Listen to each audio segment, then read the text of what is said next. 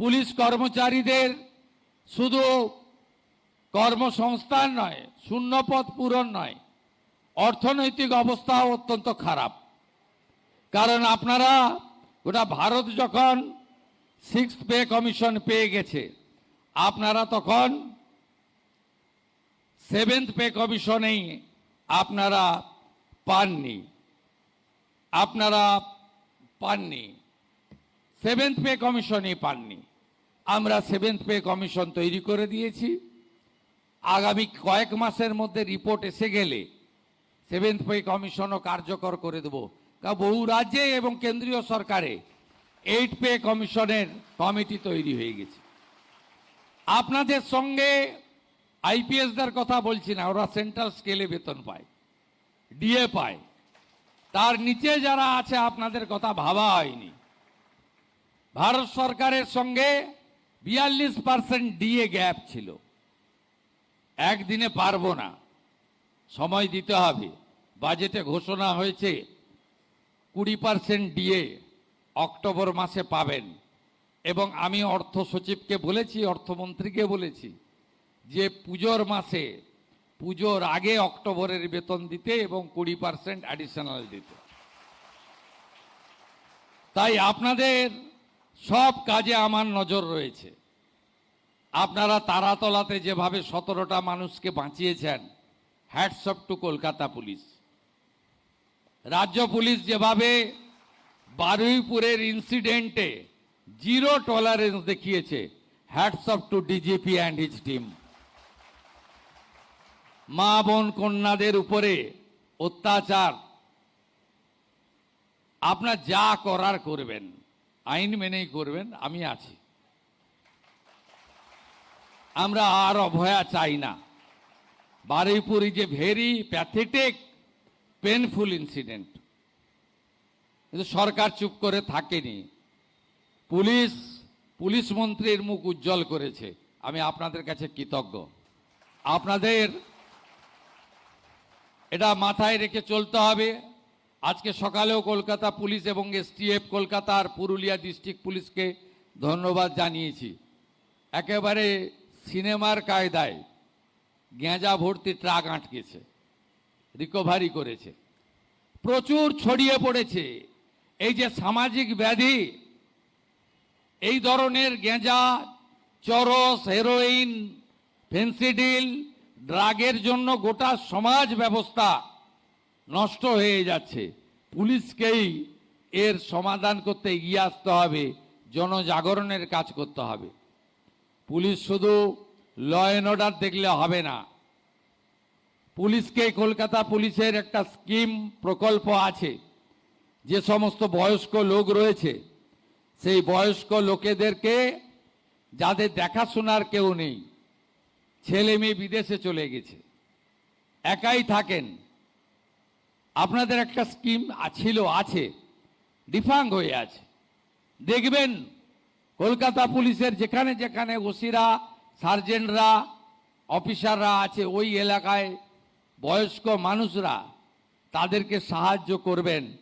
এর জন্য আপনাদের আমরা দেখব। আগে বামফ্রন্টের আমলে নন গেজেটেড পুলিশ অ্যাসোসিয়েশন এবং পুলিশ অ্যাসোসিয়েশন আর নন গেজেটেড দুটো সংগঠন ছিল।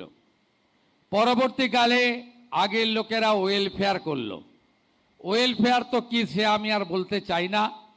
মুখ্যমন্ত্রী, আমার দায়িত্ব অনেক, আপনারা সব জানেন, অভিজ্ঞতা ভালো নেই।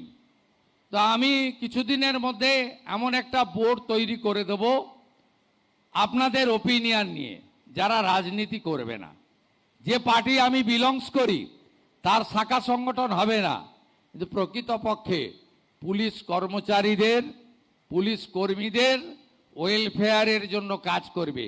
শুধু ওয়েলফেয়ার মানে বেতন বৃদ্ধি নয়, আরও আপনাদের স্পোর্টসম্যান হতে হবে, আরও খেলাগুলোতে পার্টিসিপেট করতে হবে। কোন মাঠ ব্যবহার করতে চান বলুন, আমি ব্যবস্থা করে দেব। কতগুলো জিম চান বলুন, আমি করে দেব। কত স্পোর্টস মেটেরিয়াল চান বলুন, আমি করে দেব।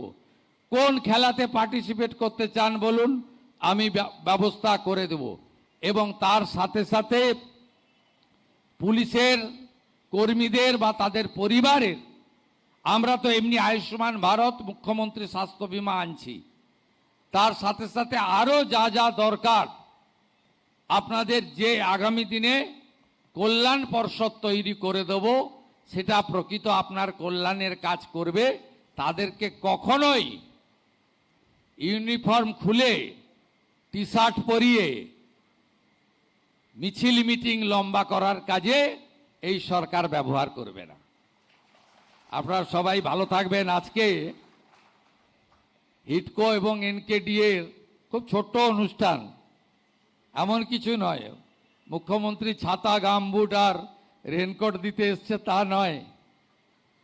আপনারা জানেন আগের মুখ্যমন্ত্রী, আমি কারো সমালোচনার লিমিটেশন থাকতে পারে, তিনি সিনিয়র, অনেক বয়সে বড়, তার খুব লিমিটেড মুভমেন্ট ছিল। কিন্তু আমার মুভমেন্টটা ভীষণ। আপনারা অনেকে কষ্ট পাচ্ছেন। সকাল 8টা থেকে শুরু হয়, রাত্রি 12টা পর্যন্ত। এক্ষুনি উত্তরবঙ্গ ফিরে এসে আবার নবান্ন থেকে ওখানে ছোট খাটো প্রোগ্রাম থেকে বড় প্রোগ্রাম। আমি খুব এই বৃষ্টিতে খুব দেখছিলাম।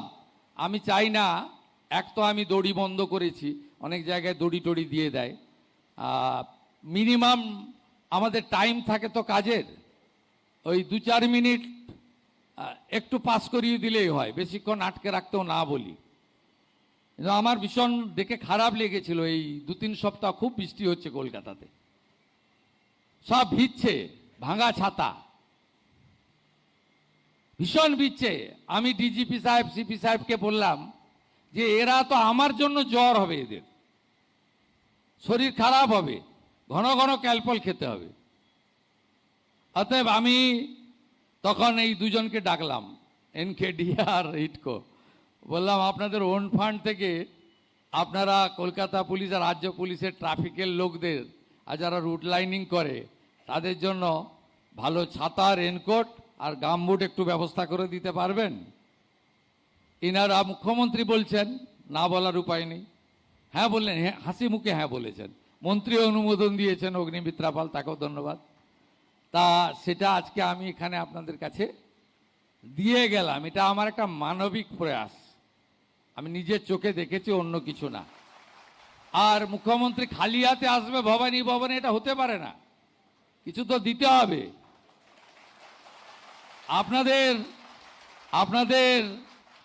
আপনাদের রেশনে 2017 সালে 1500 টাকা ছিল রেশনে ভাতা।